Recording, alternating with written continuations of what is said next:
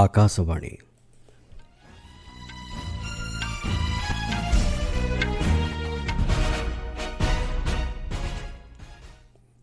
ସମ୍ବାଦ ପଢ଼ୁଛନ୍ତି ଚନ୍ଦନ ଘୋଷ। ମୁଖ୍ୟ ସମ୍ବାଦ। ଅଷ୍ଟ୍ରେଲିଆ ପ୍ରଧାନମନ୍ତ୍ରୀଙ୍କ ଆମନ୍ତ୍ରଣ କ୍ରମେ ତ୍ରିରାଷ୍ଟ୍ରୀୟ ଗସ୍ତର ଦ୍ୱିତୀୟ ପର୍ଯ୍ୟାୟରେ ଗତ ସନ୍ଧ୍ୟାରେ ମେଲବୋର୍ଣ୍ଣରେ ପହଞ୍ଚିଲେ ପ୍ରଧାନମନ୍ତ୍ରୀ। ଓଡ଼ିଶା ଗଭୀର ସମୁଦ୍ର ମାଛଧରା ମିଶନର ଆଜି ଭୁବନେଶ୍ୱରଠାରେ ଶୁଭାରମ୍ଭ କରିବେ ଉପରାଷ୍ଟ୍ରପତି। କୋଚିଠାରେ ଚାଲିଥିବା ବ୍ରିକ୍ସ ମହିଳା ମନ୍ତ୍ରୀସ୍ତରୀୟ ବୈଠକ ସମାପ୍ତ ହେବ ଆଜି। ଇରାନ ଉପରେ ଆମେରିକାର ପୁନର୍ବାର ବିମାନ ଆକ୍ରମଣ। ପଶ୍ଚିମ ଏସିଆରେ ଉତ୍ତେଜନା ସ୍ଥିତିକୁ ନେଇ ଭାରତର ଉଦ୍ବେଗ ପ୍ରକାଶ ଏବଂ ଭାରତ ଇଂଲଣ୍ଡ ଚତୁର୍ଥ ଟି20 ଆନ୍ତର୍ଜାତିକ କ୍ରିକେଟ ମ୍ୟାଚ୍ ଆଜି ଖେଳାଯିବ ବ୍ରିଷ୍ଟଲରେ।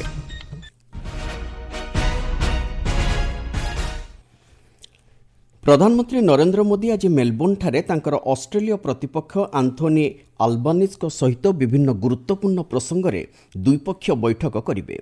ବିଶେଷକରି ଦୁଇ ଦେଶ ମଧ୍ୟରେ ବାଣିଜ୍ୟ, ପ୍ରତିରକ୍ଷା, ଗୁରୁତ୍ୱପୂର୍ଣ୍ଣ ବୈଷୟିକ ଜ୍ଞାନକୌଶଳ, ଶିକ୍ଷା ଏବଂ ଜନସମ୍ପର୍କ ଆଦି କ୍ଷେତ୍ରରେ ଜାରି ରହିଥିବା ସହଯୋଗକୁ ଅଧିକ ସଶକ୍ତ କରିବା ଉପରେ ଦୁଇ ନେତା ଆଲୋଚନା କରିବାର ଆଶା କରାଯାଉଛି।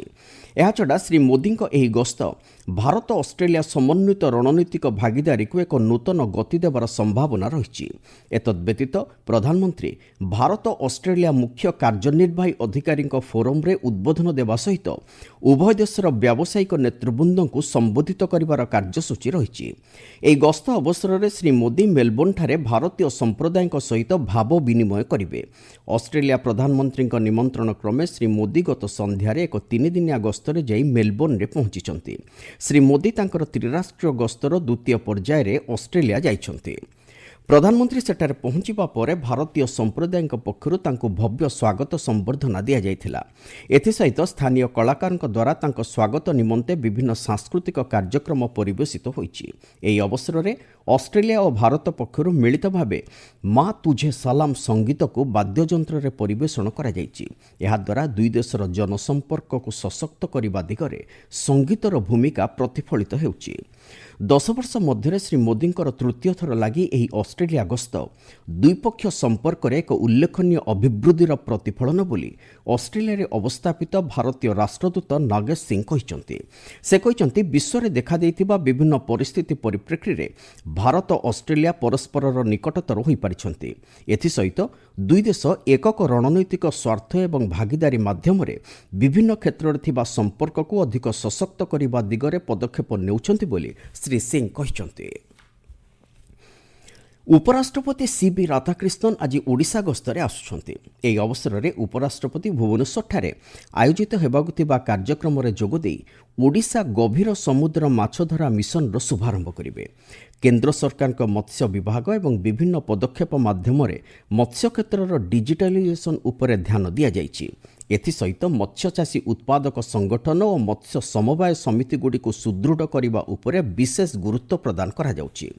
ଓଡ଼ିଶା ଗଭୀର ସମୁଦ୍ର ମାଛଧରା ମିଶନ ରାଜ୍ୟ ସରକାରଙ୍କ ଏକ ପ୍ରମୁଖ ନୀଳ ଅର୍ଥ ବ୍ୟବସ୍ଥା, ଯାହା ରାଜ୍ୟର ଉପକୂଳ ଏବଂ ଗଭୀର ସମୁଦ୍ର ମାଛ ଧରିବା ସମ୍ଭାବନାକୁ ସୁଦୃଢ଼ କରିବ। ଆଧୁନିକ ମତ୍ସ୍ୟଚାଷ ଭିତ୍ତିଭୂମି, ବୈଜ୍ଞାନିକ ପଦ୍ଧତିରେ ମତ୍ସ୍ୟଚାଷ ପରିଚାଳନା, ବଜାର ସଂଯୋଗୀକରଣରେ ନିବେଶ ମାଧ୍ୟମରେ ମତ୍ସ୍ୟଚାଷୀଙ୍କ ଆୟ ବୃଦ୍ଧି ଏବଂ ସାମୁଦ୍ରିକ ମତ୍ସ୍ୟଚାଷ କ୍ଷେତ୍ରର ଦୀର୍ଘସ୍ଥାୟୀ ବିକାଶକୁ ତ୍ୱରାନ୍ୱିତ କରିବା ପାଇଁ ଲକ୍ଷ୍ୟ ରଖାଯାଇଛି। ରାଜ୍ୟପାଳ ଡକ୍ଟର ହରିବାବୁ କମ୍ବମ୍ପାଟି, ମୁଖ୍ୟମନ୍ତ୍ରୀ ମୋହନ ଚରଣ ମାଝୀ, କେନ୍ଦ୍ର ମତ୍ସ୍ୟ ପ୍ରାଣୀ ସମ୍ପଦ ଓ ପଞ୍ଚାୟତରାଜ ମନ୍ତ୍ରୀ ରାଜୀବ ରଞ୍ଜନ ସିଂ, କେନ୍ଦ୍ର ଶିକ୍ଷାମନ୍ତ୍ରୀ ଧର୍ମେନ୍ଦ୍ର ପ୍ରଧାନ ପ୍ରମୁଖ ଏହି କାର୍ଯ୍ୟକ୍ରମରେ ଅଂଶଗ୍ରହଣ କରିବାର କାର୍ଯ୍ୟସୂଚୀ ରହିଛି। କୋଚିଠାରେ ଚାଲିଥିବା ବ୍ରିକ୍ସ ମହିଳା ମନ୍ତ୍ରୀସ୍ତରୀୟ ବୈଠକ ଆଜି ସମାପ୍ତ ହେବ।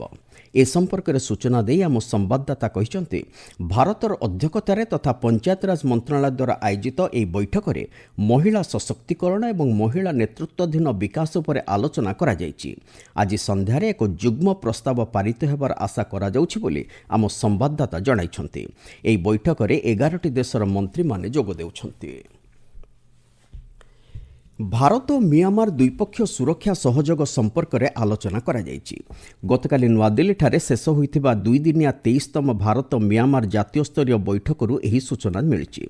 ଏ ସମ୍ପର୍କରେ ସ୍ୱରାଷ୍ଟ୍ର ମନ୍ତ୍ରଣାଳୟ ପକ୍ଷରୁ ମିଳିଥିବା ସୂଚନା ଅନୁଯାୟୀ ସନ୍ତାସବାଦ ଓ ଉଗ୍ରବାଦ କାର୍ଯ୍ୟକଳାପ, ନିଶାଦ୍ରବ୍ୟ ଚୋରାଚାଲାଣ, ଅସ୍ତ୍ରଶସ୍ତ୍ର, ବନ୍ୟପ୍ରାଣୀ ଓ ମାନବ ଚାଲାଣ, ସାଇବର ଅପରାଧ ସମେତ ସମସ୍ତ ପ୍ରକାର ଅପରାଧ ବିପକ୍ଷ ଲଢ଼େଇରେ ସହଯୋଗ ଜାରି ରଖିବା ଉପରେ ଉଭୟ ଦେଶ ସମ୍ମତି ପ୍ରଦାନ କରିଛନ୍ତି। ଏ ଦିଗରେ ପରସ୍ପର ସହିତ ଗୁଇନ୍ଦା ତଥ୍ୟ ଆଦାନ ପ୍ରଦାନ କରିବା ସହିତ ଦକ୍ଷତା ନିର୍ମାଣ ଏବଂ ସୁରକ୍ଷା ଦିଗରେ ଦେଖାଦେଉଥିବା ଆହ୍ୱାନଗୁଡ଼ିକର ସଫଳ ମୁକାବିଲା ଦିଗରେ ସହଯୋଗ ବୃଦ୍ଧି କରିବା ଲାଗି ଉଭୟ ପକ୍ଷ ରାଜି ହୋଇଛନ୍ତି। ଏହାଛଡ଼ା ଭାରତ ମିଆଁମାର ସୀମାରେ ସୁରକ୍ଷା ସ୍ଥିତିର ସମୀକ୍ଷା କରାଯାଇଛି। ସୀମାରେ ଶାନ୍ତି, ସ୍ଥିରତା ଓ ସୁରକ୍ଷା ବଜାୟ ରଖିବା ଦିଗରେ ଉଭୟ ପକ୍ଷ ନିଜର ପ୍ରତିବଦ୍ଧତା ଜାହିର କରିଛନ୍ତି। ଭାରତ ମିଆଁମାର ଥାଇଲାଣ୍ଡ ତ୍ରିଭୁଜ ରାଜପଥ ସମେତ କାଲାଦାନ ବହୁବିଧ ଗମନାଗମନ ପ୍ରକଳ୍ପକୁ ତୁରନ୍ତ ସମ୍ପୂର୍ଣ୍ଣ କରିବା ଲାଗି କାର୍ଯ୍ୟକୁ ତ୍ୱରାନ୍ୱିତ କରିବା ନିମନ୍ତେ ଉଭୟ ପକ୍ଷ ଗୁରୁତ୍ୱ ଆରୋପ କରିଛନ୍ତି। ଆପଣମାନେ ସମ୍ବାଦ ଶୁଣୁଛନ୍ତି ଆକାଶବାଣୀରୁ।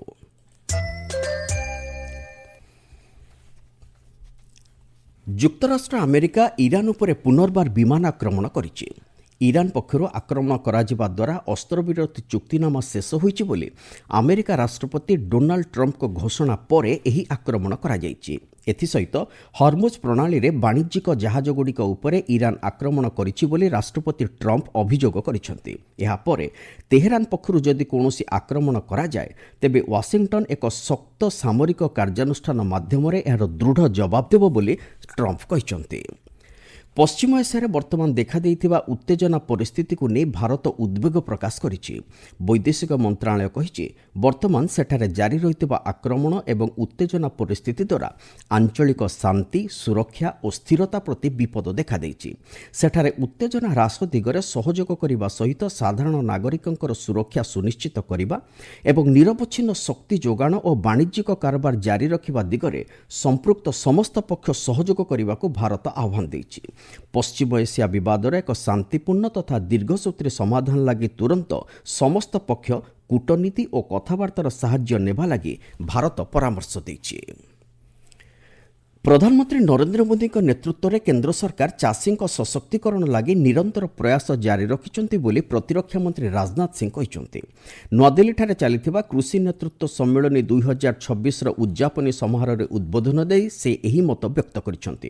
ଶ୍ରୀ ସିଂହ କହିଛନ୍ତି, ସର୍ବନିମ୍ନ ସହାୟକ ମୂଲ୍ୟରେ ଐତିହାସିକ ବୃଦ୍ଧି, ପିଏମ୍ କିଷାନ ଯୋଜନାରେ ଆର୍ଥିକ ସହାୟତା, ପିଏମ୍ ଫସଲ ବୀମା ଯୋଜନାରେ ସୁରକ୍ଷା ପ୍ରଦାନ, ରେକର୍ଡ ପରିମାଣର କୃଷି ଋଣ ପ୍ରଦାନ, ସାର ବାବଦରେ 13 ଲକ୍ଷ କୋଟି ଟଙ୍କା ପ୍ରଦାନ ଭଳି ବିଭିନ୍ନ ଯୋଜନା କାର୍ଯ୍ୟକାରୀ କରିବା ସହିତ ଚାଷୀଙ୍କ ଆୟ ବୃଦ୍ଧି କରିବା ଏବଂ କୃଷି କ୍ଷେତ୍ରକୁ ଆତ୍ମନିର୍ଭର କରାଇବା ଦିଗରେ ସରକାର ଆବଶ୍ୟକ ପଦକ୍ଷେପ ନେଇଛନ୍ତି।